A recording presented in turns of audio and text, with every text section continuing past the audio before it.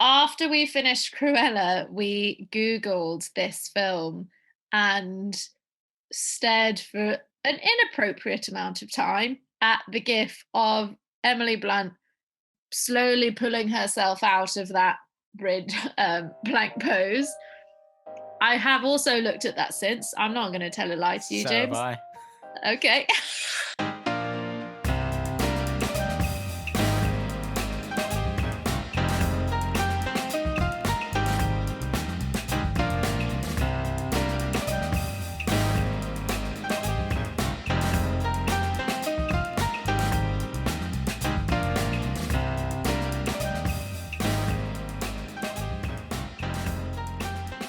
Hi. No. I liked that. That's the energy. Oh, okay. Yeah. Hello. Tom Cruise would like that. Tom Cruise would like that with his lovely Tom Cruise run. When he's not running into traffic. Hello and welcome to Cruise Next. My name is James Albarn, joined as ever by Elsa Grace. How are you, Elsa? Taking a drink of water there as I carry on talking until you finish your drink. I was good. No, I time my swallows perfectly. Hydration is very important, James. How are you?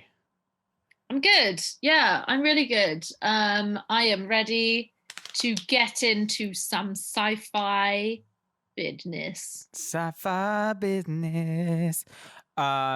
If you don't know what the podcast is about, it's very simple. Each week we'll review a film, then we go into the credits of that film and pick a film based on a crew member who was working on the film we just watched. I need to get the explanation of what the podcast is down into a much easier soundbite than what I do currently. And we're on what, episode 8 now? And I still haven't nailed it.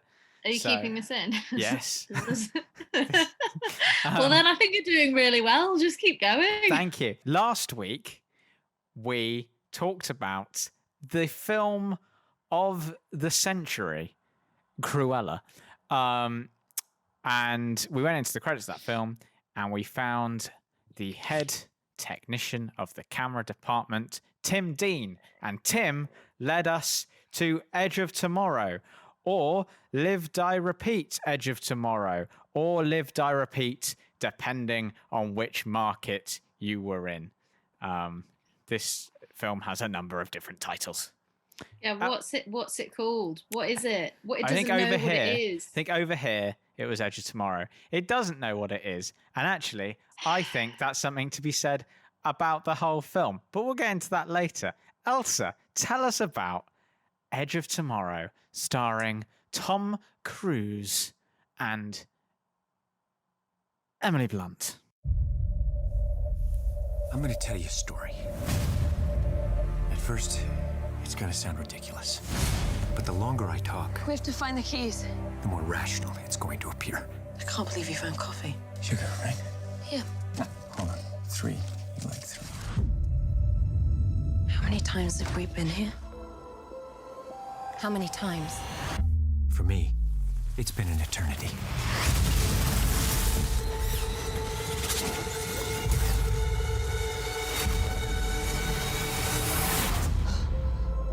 Thank you for that dramatic pause. Also, edge of my seat. Wasn't sure what you were going to say. Edge of your seat tomorrow. Hey! Oh, that's disgusting. Right. Edge of Tomorrow, today, die, death, live again tomorrow. Directed by Doug Liman, 2014 movie. Director of Born Identity. There you go. Thank you very much. Well, essentially, the film revolves around a dystopian-esque future. It's definitely Earth because we see Paris and London a lot, and a French beach a lot. It's a world in which aliens are taking over. They're killing us, sort of robotic aliens. And essentially, there is the possibility that one of these alphas may die on top of you and melt into your face, and you will gain some of their magical powers, which will allow you to reset the day if you die. A la Groundhog Day. Esque, yes. Tom Cruise is one of such a being. Emily Blunt had the power before him, and together they sort of use this power to take down the aliens. We see a lot of, repeated scenes, a lot of death scenes, because obviously, you've got to reset the day. And yeah, spoiler alert, they beat the aliens. There you go. Edge of Tomorrow. That's You don't even me. need to watch it now because you've Edge of heard it Tomorrow here. today. Edge That's of Tomorrow right. today. Had you So- seen Edge of Tomorrow before we did this wonderful podcast experience? I'd seen it on a bus and I'd seen it on an airport menu. And you'd seen Plain the movie. amazing GIF of Emily Blunt that me and you stared at Yeah. for quite a while last week. After we finished Cruella, we Googled this film and stared for an inappropriate amount of time at the GIF of Emily Blunt slowly pulling herself out of that plank pose. I have also looked at that since. I'm not going to tell a lie to you, So James. have I. Okay. Also, it comes up at least 3 times during the film as well.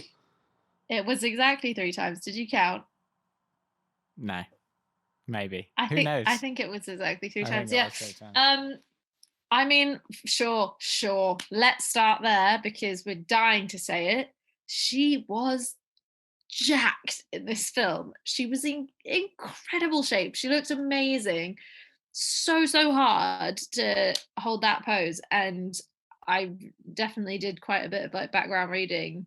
That was for sure her. But Emily Blunt has a background in dance, and she's a very physical person. She's a very gifted lady. Yeah, that honestly was the highlight of the film for me. Tom Cruise, take him or leave him. As much as I love to, see that man roll under trucks and stuff, because he does all his own stunts. Oh, I just want to run into traffic again. Just want to jump out of this plane. Scientology. That was my Tom Cruise. Was it good? Sure. So what did you think? What was your apart from Emily, lovely Emily Blunt?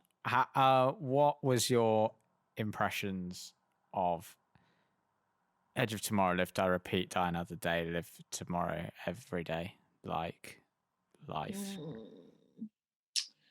Yeah, I wanted to like this film more than I did. I'll say that. Okay. I felt like it. I mean, you could see exactly where everything was going and when it was going and who it was going to today, tomorrow. It just wasn't like, do you know what I mean? I wasn't watching it going, oh damn, oh man, that was wow. It just kept repeating itself. So obviously, I don't know. I just couldn't. I wasn't on the edge of my seat with it. I just knew things that were going to happen before they happened. Obviously, as soon as he wakes up and relives the day, I'm like, oh well, Emily Blunt clearly does that because everyone keeps going on about what an amazing soldier she is. So you already got that plot point. When they're in the shed with the helicopter and he's like, here, have a cup of coffee. I was like, oh well, they've clearly been there before and he's getting all sentimental, so she's probably going to die soon. I don't know. There was nothing about it that I was shocked by. And I really like that kind of 180s in films that surprise you. And I just didn't really get it with this film, which is a shame. But yeah, it was okay. There was some good action in it. There was some good stunts. I quite enjoyed the changing and sort of shots, and there was quite a lot of handheld stuff happening in action sequences that I thought was quite cool, made for a really nice pace. But yeah, in terms of plot, nothing original, let's be honest. What did you think? I kind of, as I mentioned earlier, I flagged earlier, I don't think this film knows what it is. I think the tone of this film is all over the place. And there was a lot of the film where I couldn't work out if I was supposed to be laughing or not, because they kind of treated it as a serious action sci-fi film.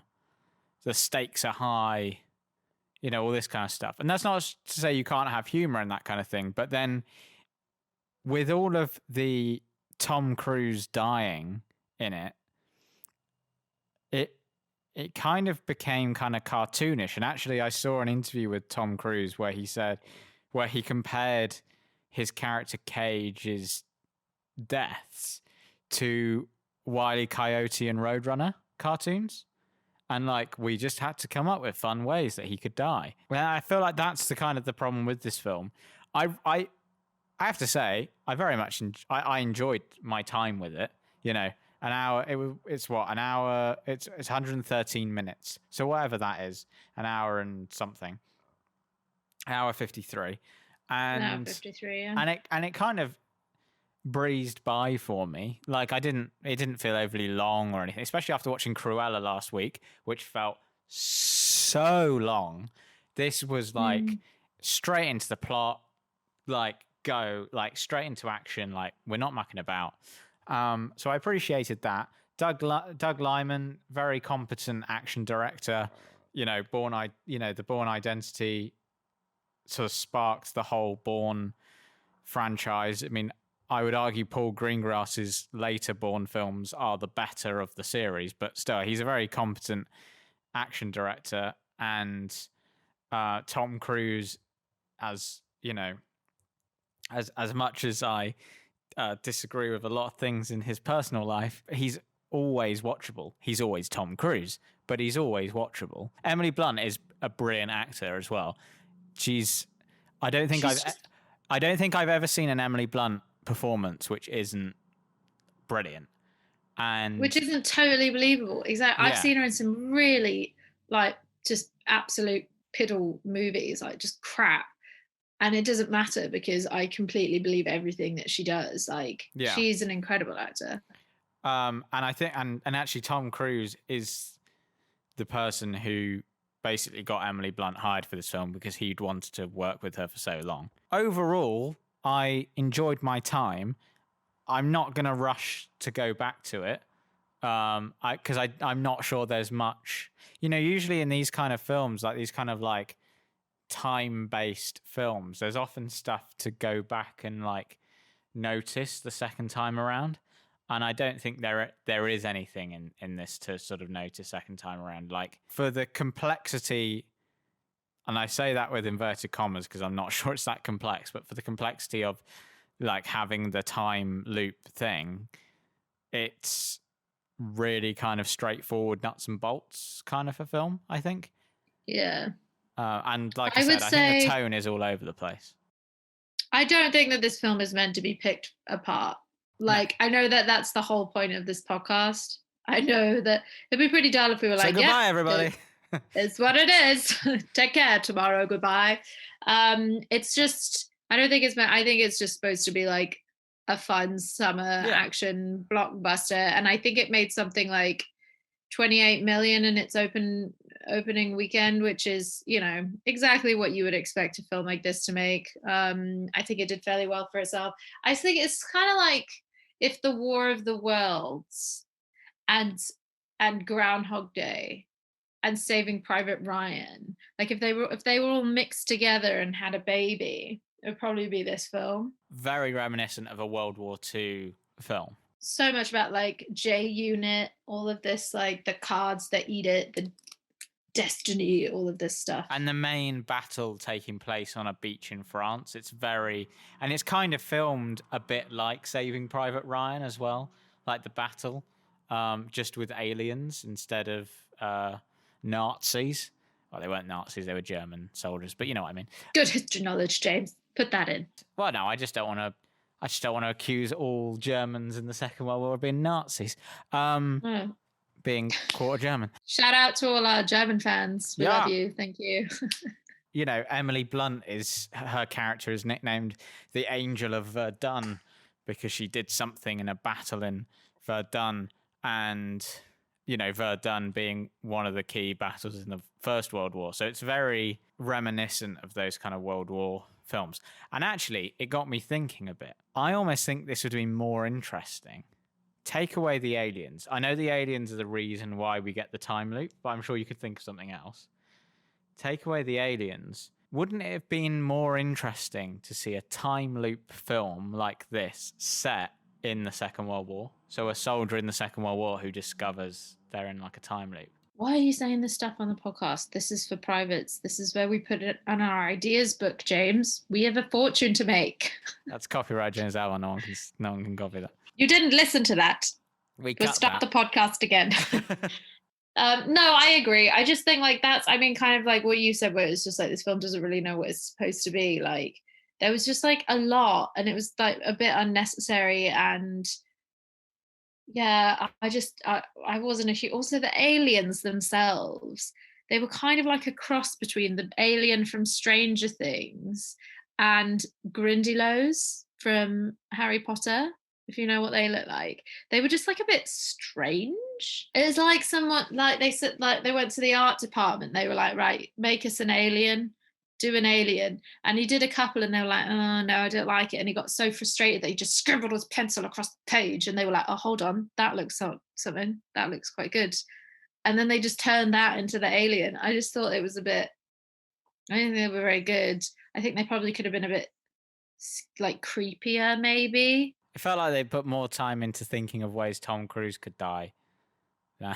Did they though? Because it was mostly just Emily Blunt's going to shoot him in the face, and then he's going to get run over by a Land Rover. He gets hit by a lot of cars. Yeah, that's true. Excuse me. Yes. Who said you could talk to me?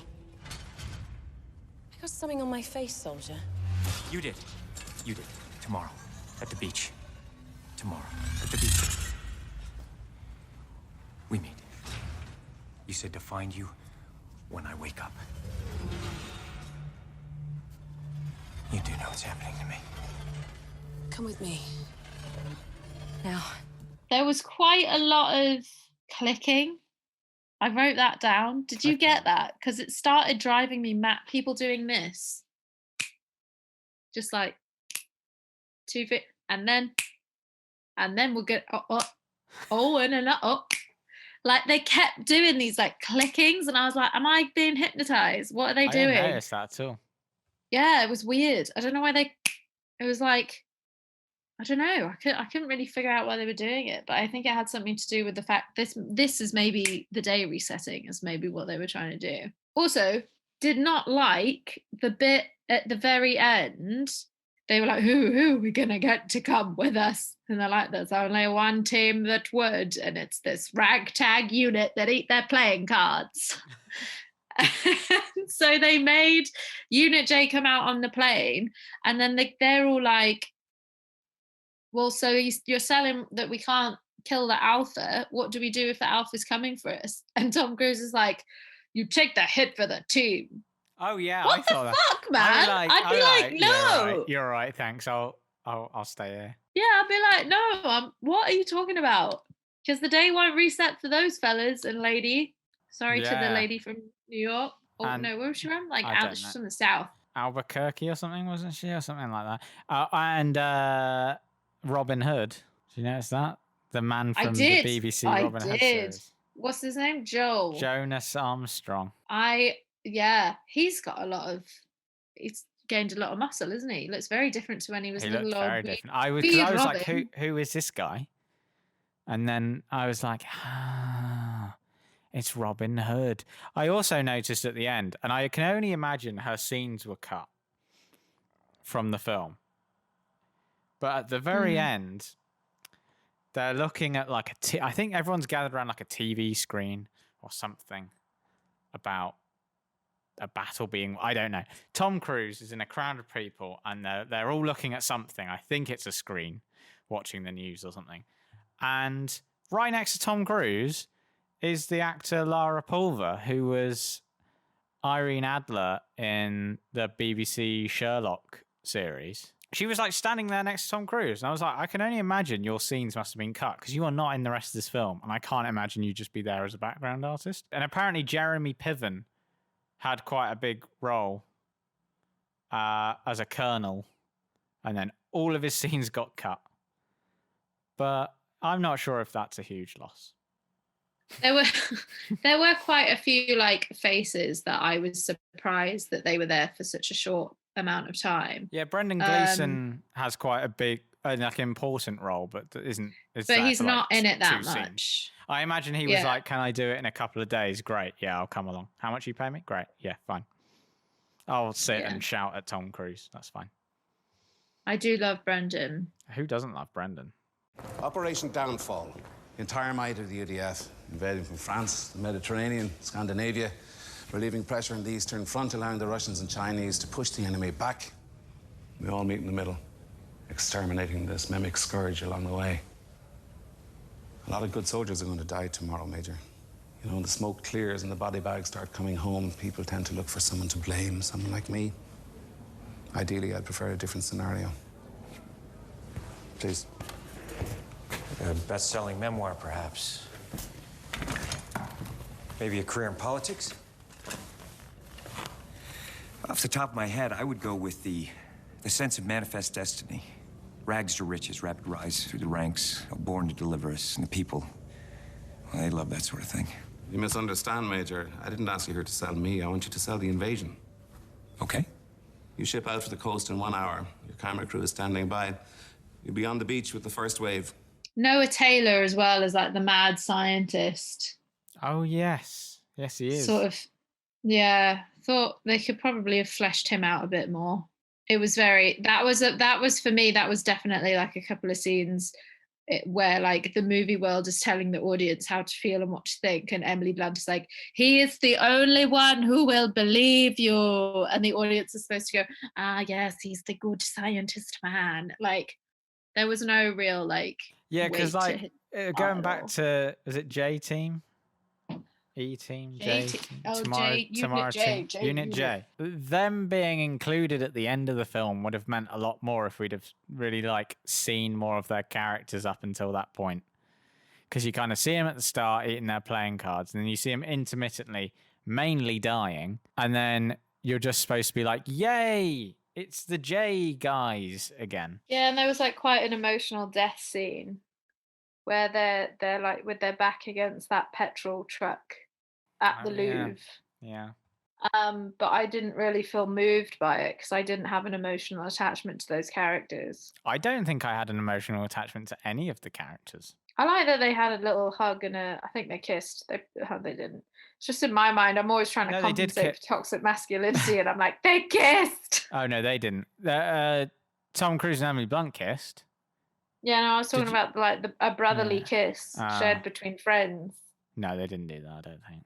Can we touch upon the fact that under the Louvre is a huge alien monster, and under New York City is a huge amount of masonry treasure? I think that we've got to start digging around.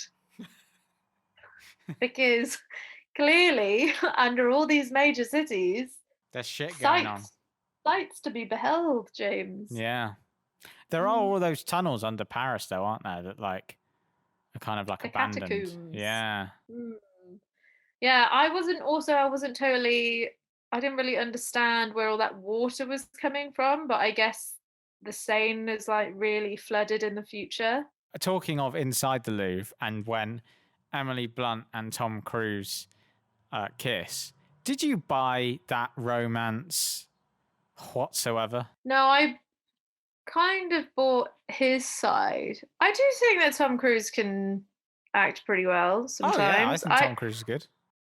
I definitely saw him like starting.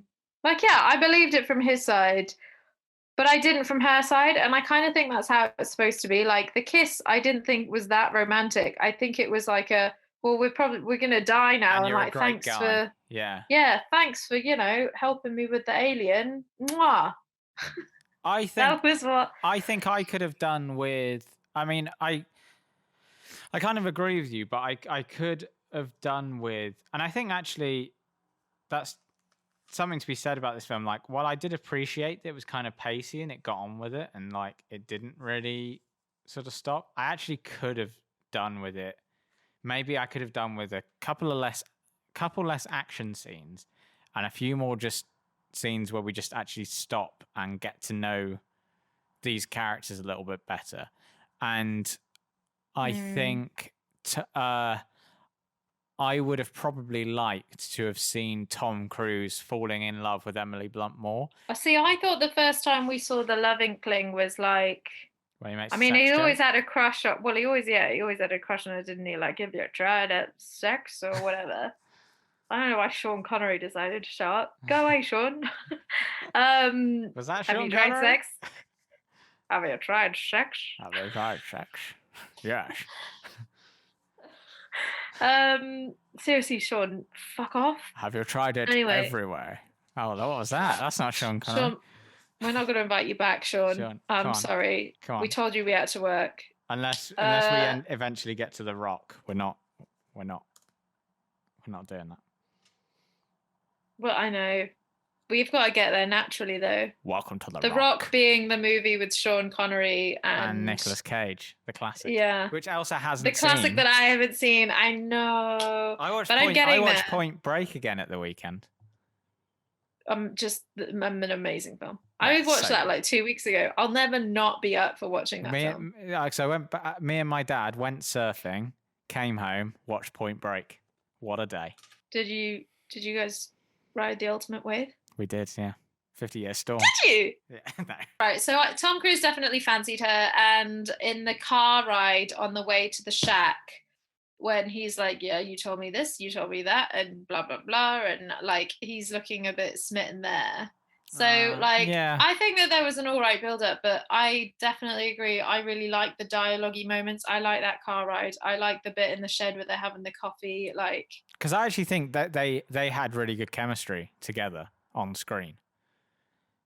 And I could have just seen a little bit more of it. Like, I think them just sort of...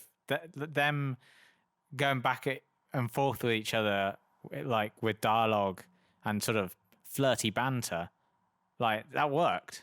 And I could have done with seeing more of it and less of Tom Cruise being hit by a car or shooting aliens, because by a few loops in, I'm kind of like, okay, I've seen this now. Like, I've seen this now. I need something different. What are you expecting from me? Have you seen anything strange? Is he shitting me? Visions. Visions. Have you seen any visions like that?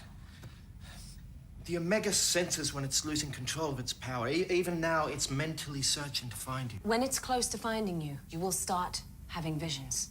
You'll start to see that. You'll even see where it is. And you had these visions? Yes. But eventually you saw it. I mean, you actually saw it, right? Never in the flesh. Do you notice there's a very bad green screening at the start with, like, Tom Cruise supposed to be on, like, BBC News and stuff like that, and it was just like, well dodged. Yeah, it was like a whole montage of bad green screen. Yeah, it just wasn't. It wasn't very good. The beginning I thought was really shoddy. Like, that whole news sequence was just poor, and then you see him fly into Trafalgar Square, and the woman's like, "Major, welcome to London." I could not. I knew she was going to say that before she said it. What a classic line of, like, the handsome army lady in her pencil skirt greeting the major at the helicopter in Trafalgar Square. I was just like, oh God, what a poor start to a film. You could have reframed it. I guess it wouldn't have worked because Tom Cruise is too old to be a private. So that's why he had to be a major that was then made a private, because he tried to desert when they wanted him to go into combat. But there was no reason why his character needed to be a major. He could have been a private that was shit scared and is thrown into battle. Like, you could have started there. You know what I mean? I guess the reason they had to do the whole, he's a major, they've asked him to do this, and then he's because of his age. And you'd have been like, he's not a private, he's like 50. He's not 50. He is. Be still your tongue. No, how old is he? He's 59. Born in 1962. He's 59. 59. Oh He's my actually nearly God. 60. Right, To be but fair, the this time of was filming, this was this was 2014. So he's what? 8 years younger. So he's 51. 40, 51. Oh, I'm so 51. dyscalculate. Right. So 51. So that's why I guess they couldn't have made him just like a private from the outset. But if you had a younger actor, if you had, let's say, Jack O'Connell, he could have been like a private that's thrown straight into battle. He doesn't want to be there, but they're all being drafted. And then you could have got to that bit much quicker. It felt like we had to have a convoluted beginning just because Tom Cruise is old. Because I don't think his role as a major plays any part in the rest of the film, or the fact that he's it was fairly irrelevant. or the fact that he's a public relations officer, or any of that stuff wasn't relevant later on. I also didn't really understand why they were sending him into battle. It was like, it's like if at my company I went to the social media manager and I was like, yeah, can you I don't know, can you do everyone's pay slips, or do you mind making lunch for everyone today? Like, it just was a bit odd. I didn't really understand that. It wasn't like mentioned or anything that they've run out of soldiers, or do you know what I mean? Like, I was just like, what's the reason for this? It just felt like he was. Brendan Gleeson was like, I'm sick of your shit on the news. Get out on that beach. How many times? Where are the keys? Where are the goddamn keys? You can fly it, can't you? No. Well, yes. I mean, I can take off. I'm still working on my landings. What are we still doing here? You're wasting time. Rita, if you start that engine, you die. It's as far as you go. No matter what I do. This is as far as you ever make it. I don't really have that much to say about this film, unfortunately. I don't want to be really beige, but like, there's just not that much to talk about. What do you think will happen in the sequel that is apparently in development called Live, Die, Repeat and Repeat, which is a terrible name. It's not, is it? It is actually called that. That's the working title. No, that's the Scientologists having a bubble. That's not what. That's ridiculous. It is. It's what's called. I'm not surprised that it's got a second one in the making, because it did really well for itself. It's got 7.9 on IMDb and 91% on Rotten Tomatoes, which for Rotten Tomatoes, like, Jesus, that is it run by Scientologists? Like, that's an incredible rating. Actually, the audience rating was low. It was 90%. I really didn't think that this film was that great. I think the second one, maybe it will be like a 51st Date style. So maybe like the war's over. The war's over, and she can't remember their love affair. So he's having to try and win her over every day. And she's not interested, because to her, like, he's just some look, guy. He's just some 50-year-old creep. Well, by the time it probably gets made, he'll be a 60-year-old creep. It'll be like Harrison Ford as Indiana Jones. Yeah. Oh God, I don't know. What do you think it's going to be about? I think that's a good shout. I think we'll go with that. That sounds good to me. Any closing thoughts on Edge of Tomorrow? Live, die, repeat, repeat, die, end, live, tomorrow, bye, die. Or tomorrow. Why were the robot aliens called mimics? I don't know why they mimic? Yeah, because what did they mimic? I thought until we saw the aliens, because they were called mimics, I thought they looked like humans. I thought, are they going to look like humans? And that's a good, interesting way of keeping the budget down. But no. Are they going to look like humans? And are we going to get confused over which ones we kill? Yeah, I thought they were going to look like humans, and then at the end, they would reveal the thing, the monster behind the human. I thought it would be like a Slitheen situation. Good reference. Like... Yeah. That was what I thought. I don't know. And then it didn't happen. And I was like, oh, maybe they talk like humans. Maybe they try and they're like little spidery sirens are they that call called the to you from your mimics? child's voice, and then you don't want to kill them. Do you know what I mean? Like, I thought there was going to be something there, but there just wasn't. Yeah, why aren't they called like the time spiders or something? Or like the scrambly legs. So, Elsa, out of 5 Emily Blunt abs, what would you give? Edge of Tomorrow, die, repeat, live, die, repeat, die another day. No time to die. Live, die, repeat, die. Spectre. Spectre. I'm confused by that a bit because it trickses me into thinking I'm rating her abs, and I rate them 100. Yes. But I know that we're not doing that. So 100 abs aside, oof, this film, I rate it. I just wasn't gripped, but it was all right. 2.75 abs. Okay, I'd be a little bit kinder. I would give it 3 abs. Okay. I was going to go 3.5 abs, but actually, after this conversation, I'm not so sure. Yeah, I think it's a perfectly serviceable popcorn blockbuster. You'll have fun with it. Don't take it too seriously. You can't anyway, because the film doesn't really know whether to take it seriously or not, which I think is part of the problem with it. And yeah, Tom Cruise is always watchable. Emily Blunt is certainly watchable. And I just feel hey, like you I'd get to see seen Brendan it Gleeson. before. Yeah, but you know, it was fine. And I hadn't. That's what's shocking, is that I hadn't seen it, but Yeah. I felt like I had. I'm pretty sure, maybe actually. I'm pretty sure you even said last week that you had seen it when I said, "Oh, have you seen Edge of Tomorrow?" I'm pretty sure you said you had. No, I'd never seen it. Well, there you go. I said I'd seen The Day After Tomorrow. Ah, or Die Another Day. And I have seen Spectre, so... Okay, so we are at that point in the podcast where Elsa has gone into the credits of Edge of Tomorrow, Die, Live, Die, Repeat. That's jokes, never going to get old. And found 3 cast members for me to pick from to decide next week's film. Elsa. Right, are you ready? Right.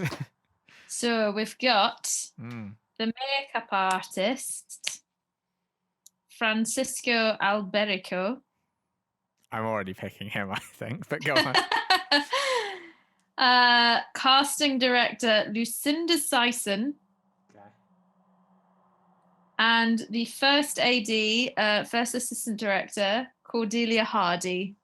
It has to be Francisco Alberico because it's a brilliant name. What are we watching, Elsa? So next week, we will be watching A Private War, 2018, based on a true story.